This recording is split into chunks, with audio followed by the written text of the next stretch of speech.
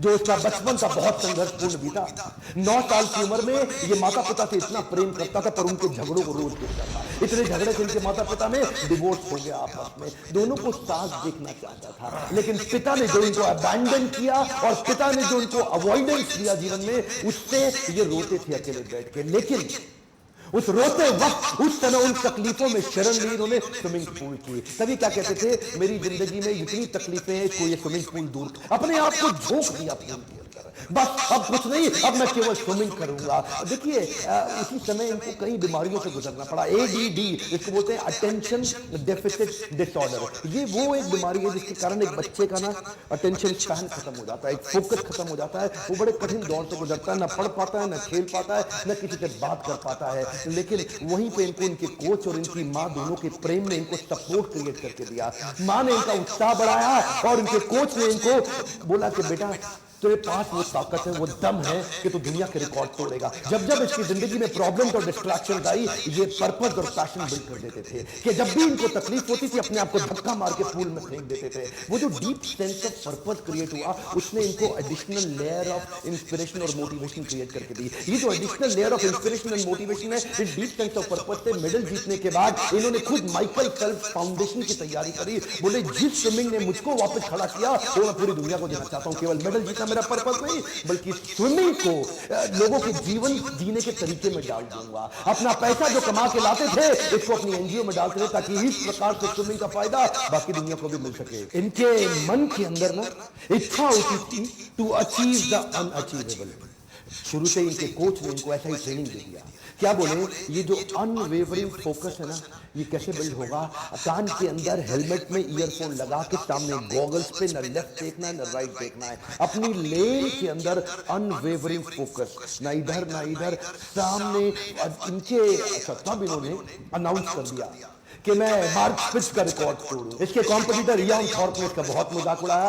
Actually क्योंकि एक साल के अंदर 7 गोल्ड मेडल से ज्यादा एक ही बार में जीत जाना, ये वास्तव में चुनौतीपूर्ण तो था, लगता था असंभव है, और मजाक भी इनका बहुत। लेकिन इन्होंने क्या किया, The negative annotation by competition will become his motivation। ये क्या कहते थे, तुम मेरी जितनी बेइज्जती कर रहे हो वो मुझे फ्यूल अप कर रहा है, वो मेरे लिए पेट्रोल की तरह, फ्यूल की तरह काम कर रहा है मेरी एनर्जी को बढ़ाने के लिए। ये अपने आप को ना ऑटो सजेशन देते थे, आत्म सुझाव, let's get ready for unachievable, come on come on come on come on, let's get ready. ये हर बार अपने आप को सुझाव देते थे, पॉजिटिव इंस्ट्रक्शन के, अनवेवरिंग माइंडसेट, हां let's get ready, come on come on come on, जोर से अपने आप को बोलते थे लेट्स गेट रेडी। कई नए दोस्त आए, नए रिश्ते बने, और जो प्रेम का पुराना खोखलापन था वो पैसे से, सफलता और रिस्पेक्ट से भर नहीं जाता। शायद इसी के चलते ये उसी प्रेम और संतुष्टि की तलाश में कुछ गलत आदतों में पड़ गए, और जिसी के चलते इनको कुछ ही समय के अंदर DUI, जिसको बोलते हैं driving under the influence of intoxication, उसके चलते इनको 2 बार जेल में भी डाला गया। रिक्रिएशनल ड्रग्स के साथ पकड़ा गया, पार्टी के स्मोकिंग लॉट में इनको पकड़ा गया कई बार। ये तो वो चीजें हैं जो पूरी तरह से मीडिया कवरेज में भी आई, जेल तक इनको जाना पड़ा, इनको बैन भी लगा टेम्पररी स्विमिंग के लिए। वो सारी तकलीफों ने इनको पूरी तरह झकझोर दिया। लोगों ने इनसे पूछा कि इतनी सफलता के बाद ये फेलियर देख के कैसा लग रहा है? बोले कैसा लग रहा है? कुछ नहीं लग रहा, हो गया फेलियर, कोई बात नहीं, हो गया। इंसान मुझसे भी गलती हो सकती है, हो गया, लेकिन अब नहीं करूंगा। मैं इतनी दूर आया हूं यहाँ तक रहने के लिए नहीं, और आगे जाने के लिए अब नहीं करूंगा। जो हो गया हो गया, पुनर्जन्म, नया जीवन स्टार्ट, रीस्टार्ट करने जा रहा हूं। बाउंस बैक किया, वापस खड़ा हुआ, उधर सपोर्ट सिस्टम काम आया। इसकी माता जी, जो इसकी मदर थी, जिन्होंने इसको आज तक इतना बड़ा ताकत दी, और इनका वो इंटरनल कोच जो आज तक इनका कोच है, जो बचपन से इनका, उन्होंने आकर के इसको खड़ा किया। इन्होंने दूसरे स्पोर्ट्स में नजर डालनी शुरू करी कि बाकी खिलाड़ी कैसे खेलते हैं, वापस खड़े हो गए। 2012 में संन्यास ले चुके माइकल फेल्प्स 2014 के अंदर फिर अपने आप को खड़ा करने की कोशिश करी। Roger Federer, Rafael Nadal, Tiger Woods, ये दूसरे खेलों के खिलाड़ियों को देख के फिर से इंस्पिरेशन गैदर किया, बुरी आदतों से अपने आप को निकालने का प्रयास किया। कृष्ण कहते हैं गीता के अंदर, भोग ऐश्वर्य प्रत्यक्तानाम तया भृत चेतताम व्यवसायात्मिका बुद्धि समाधो न विधीयते। जो आदमी भोग और ऐश्वर्य, भोग ऐश्वर्य प्रत्यक्तानाम, भोगा इंजॉयमेंट और ऐश्वर्य, मतलब पैसा, धन, धनाढ्य, जो भी आदमी भोग, ऐश्वर्य, प्रसक्ता नाम, इन दोनों में अटैच होता चला जाएगा, उसके साथ क्या होगा? व्यवसायत्मक बुद्धि, उसकी फोकस्ड इंटेलिजेंस, समाधो न विधीयते, वो समाधि में प्रवेश कर ही नहीं सकता। समाधि का मतलब क्या हुआ? अनवेवरिंग इंटेलिजेंस, वही इंटेलिजेंस जिसने इसको 2008 और 12 में सफलता दिलाई, वो इंटेलिजेंस गायब होती हुई दिखाई पड़ी। क्यों? भोग, ऐश्वर्य, प्रसक्ता नाम, दुनिया के 5वें सबसे अमीर खिलाड़ी बन चुके थे। भोगा और ऐश्वर्य, ये आपको गोल से हमेशा दूर कर देगा। आपके लिए लेसन एक, आपसे बात कर रहा हूं, ध्यान दीजिए। भोग, ऐश्वर्य, प्रसक्ता नाम, जो भी आदमी पैसा आने के बाद भोगा और ऐश्वर्य में प्रवेश कर जाता है, समाधो न विधीयते, वो समाधि में प्रवेश नहीं कर सकता। डीप एब्जॉर्प्शन खत्म हो जाएगा, फोकस्ड इंटेलिजेंस खत्म हो जाएगी। भोग, ऐश्वर्य से बाहर निकले और 2016 की तैयारी करी और दोबारा 5 गोल्ड मेडल के साथ फिर से बाउंस बैक किए। दुनिया भर में ये एक ही व्यक्ति ऐसा है जो 28 में 23 गोल्ड मेडल ले लिए, 28 मेडल ओलंपिक में, इनके अलावा किसी के पास नहीं है। एक आंकड़ा आपको देना चाहता हूं जो थोड़ा दुखी तो करेगा पर सीख, लर्निंग बहुत बड़ी देगा। पिछले लगभग 100 सालों के अंदर हमारा पूरा भारत मिलकर के 24 ओलंपिक्स में 57 खेलों को जोड़ के, समर ओलंपिक्स, विंटर ओलंपिक्स, 57 खेलों को जोड़ के पिछले 24 ओलंपिक्स के अंदर केवल 9 गोल्ड मेडल जीत सका। ये भाई साहब अकेले, एक हम पूरा देश नहीं, अकेले 4 ओलंपिक्स के अंदर 23 गोल्ड मेडल जीत गए। हमारा पूरा देश मिलकर 9, ये अकेला 23 गोल्ड मेडल। इसमें और हमारे में एक कॉमन चीज है, वो क्या है? हमारे भी टोटल 28 मेडल है, इसके भी टोटल 28 मेडल है, लेकिन इसके 28 मेडल में 23 गोल्ड है और हमारे 28 मेडल में केवल 9 गोल्ड है। ये पूरा देश मिलके इसकी एक आदमी की बराबरी नहीं कर पा रहा। आपको एक माइकल फेल्प्स का सारांश में मैसेज दे दूं, हाँ, सैटरडे हो या संडे, हॉलीडे हो या बर्थडे, क्रिसमस डे हो या एनी डे, साल में 365 दिन और लीप ईयर में 366 दिन, 12 घंटे का ट्रेनिंग रोज करना है। 12 घंटे का ट्रेनिंग रोज करने कोई ऑप्शन नहीं है। और ऊपर से जो इनका कोच था ना, वो बड़ा अजीबोगरीब आदमी, उसने बड़ा कमाल कर दिया। उसने इनकी शब्दावली बदल दी, इनकी वोकैबुलरी बदल दी। इनकी वोकैबुलरी से एक वर्ड डिलीट कर दिया, वो है ना। नो वर्ड, ना वर्ड डिलीट ही कर दिया। बोला ये नहीं हो सकता, वो नहीं हो सकता, कुछ नहीं, ये हो सकता है, वो हो सकता है, सब कुछ। 365 दिन लगातार कंसिस्टेंट ट्रेनिंग, इसको बोलते हैं एक्सट्रीम डिसिप्लिन। 100 जगह पे 1 फुट गड्ढा खोदने से पानी नहीं मिलता, एक जगह पे 100 फुट गड्ढा खोदने से पानी निश्चित रूप से मिल जाता है। शायद आपने ज्यादा मत सुना हो, पर आपको इतना बता दूं कि पृथ्वी के इतिहास में किसी भी गेम में, किसी भी साल में, किसी भी देश में, किसी भी प्रकार से इससे ज्यादा मेडल दुनिया में ना कोई जीत सका और आसानी से जीत भी नहीं पाएगा। 7 साल की छोटी उम्र से स्विमिंग सीखना शुरू किया, इतना फोकस, इतना एब्जॉर्ब कि 10 साल की उम्र तक नेशनल रिकॉर्ड तोड़ दिए। 12 साल की उम्र में अपनी कैटेगरी के अगले नेशनल रिकॉर्ड तोड़ दिए। 15 साल की उम्र में स्कूल में रहते रहते पहला बच्चा बना अमेरिका के अंदर जो ओलंपिक्स तक पहुंच गया। उसके बाद जब तक ये स्कूल में था ना, तब तक अभी लाइसेंस नहीं मिला इसको ड्राइविंग का, लेकिन दुनिया के सारे रिकॉर्ड तोड़ दिए। और जब तक कॉलेज की उम्र में आया, अपने रिकॉर्ड पिछले फिर से तोड़ दिए। देखते ही देखते इस लड़के ने 4 ओलंपिक्स में 28 मेडल जीते।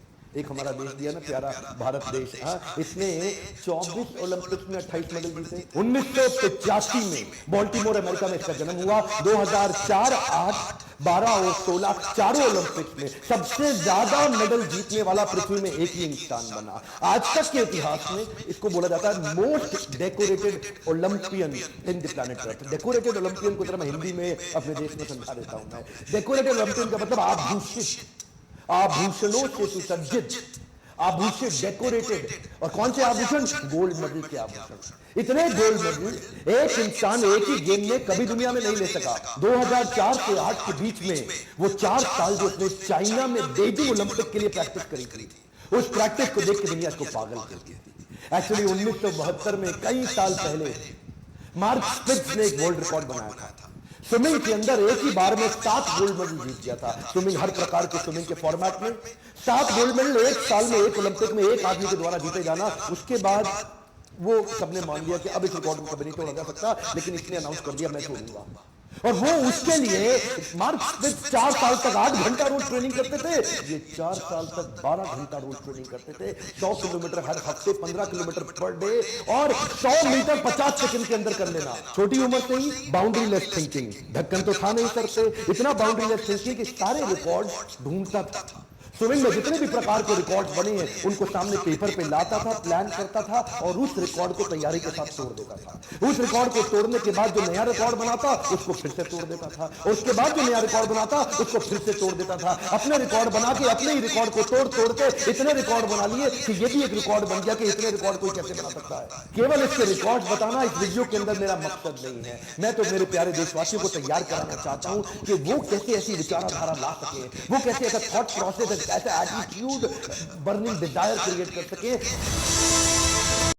8 मेडल में 8 गोल्ड मेडल जीतूंगा, वो जो है ना वो बड़ा मजाक इसका बहुत बना कि ये अपने आप को पता नहीं भगवान समझ बैठा। लोग जब जब इसका मजाक उड़ाते ये और चुप हो जाता और शांत हो जाता और उसको लेके अपने लॉकर में, अपने घर के सामने, अपने शीशे पे, अपने बाथरूम में, अपने बेडरूम में हर जगह चिपका देता। इसलिए उसको 8 गोल्ड मेडल को घोट के पी गया अपने अंदर कि ये तो मुझे जीतना। इसलिए अपने लिए बड़े ही self punishing, harsh, difficult, tough routine और प्रोसेस प्रैक्टिस के लिए तैयार कर ली है। लेकिन अचानक एक दुर्घटना हो गई। इसका दायां हाथ फ्रैक्चर हो गया, जिसमें हड्डी अलग अलग हो गई। आपस में मना कर दिया डॉक्टर ने, बोला बीजिंग ओलंपिक्स में कुछ पार्टिसिपेट नहीं कर सकता, खत्म हो गया हाथ। तू हाथों का इस्तेमाल फिल्म में नहीं कर सकता। इसका तो दिमाग हिला हुआ था। बोला मैं अनाउंस कर चुका हूं, मेरे को तो बीजिंग ओलंपिक जीतना ही जीतना और जीतना नहीं है। 8 मेडल नहीं 8 गोल्ड मेडल चाहिए। लेकिन मुझे हाथ टूट गया, सबने बोला पागल है क्या, अगली बार रे ओलंपिक में करने जिंदा रहने तो करेगा ना। अच्छा सोल्यूशन और पॉसिबिलिटी पे इतना फोकस करता कि मनी उसको आइडिया है। ये डॉक्टर को भगवान को धन्यवाद दिया, बोला अच्छा हुआ मेरा हाथ टूट गया, अब मैं अलग प्रकार की प्रैक्टिस करूंगा। 1 साल तक केवल पांव से स्विमिंग करूंगा, वो प्रैक्टिस अपने पांव को चलाने की स्किल पे कर डालूंगा जो कोई और नहीं कर पाता, क्योंकि उसके साथ में हाथ भी चलता है। इसने अपने पांव से स्विमिंग कर करके इतनी एक्स्ट्रा मजबूती ला दी कि जब तक इसका हाथ रिकवर हुआ इसकी स्पीड को कोई मैच ना कर पाए। और वो हाथ टूटने के बावजूद बीजिंग ओलंपिक्स में ये उतरा, एक के बाद एक ये रेस जीता चला गया, हर एक में गोल्ड मेडल मिलता चला गया। और उसके बाद आया 200 मीटर का बटरफ्लाई। ये जब 200 मीटर के बटरफ्लाई में भाई साहब कूदे तो इनका जो गॉगल्स था वो क्रैक कर गया।